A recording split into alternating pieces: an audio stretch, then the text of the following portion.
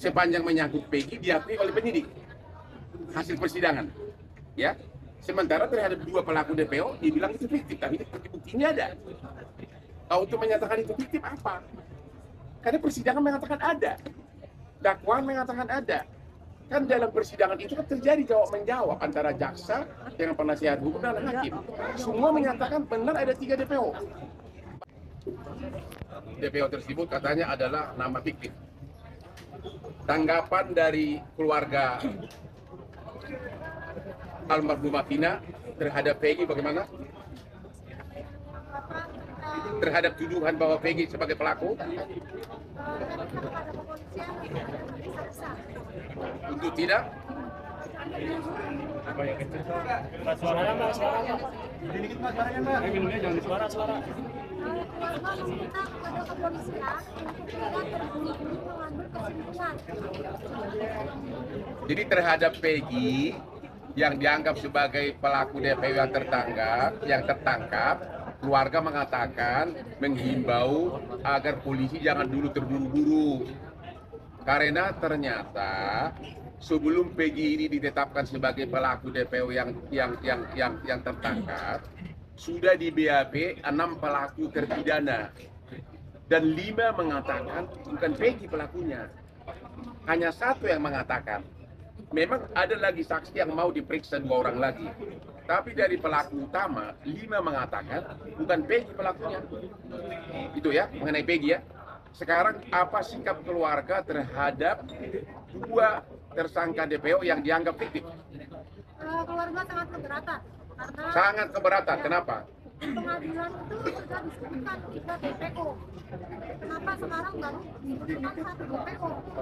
Ya. Jadi sangat keberatan. Oke. Terhadap bahwa DPO fiktif, inilah BAP dari 7 pelaku. Di sini diuraikan secara jelas peranan dari 3 pelaku DPO. Bahkan jenis motornya pun ada, cara memerkosanya pun ada, cara memukulnya pun ada, di sini diuraikan. Ya. Dan kemudian ini dikuatkan lagi dalam surat tuntutan jaksa, surat dakwaan jaksa, fakta persidangan, bahkan dalam putusan hakim di amar putusan menyebutkan bahwa ada 3 pelaku DPO.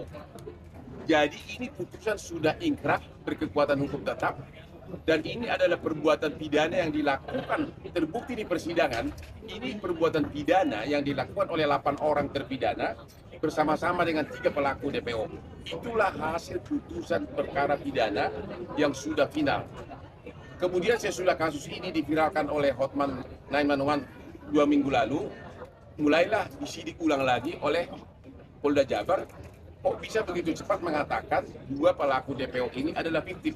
Makanya keluarga keberatan. Terlalu cepat, terlalu prematur untuk mengatakan itu. Kalau dibilang belum ketangkap masih bisa diterima akal sehat. Itu aja. Pertanyaan? Bang, artinya tidak ada transparan terhadap Polda Jabar, itu nggak transparan?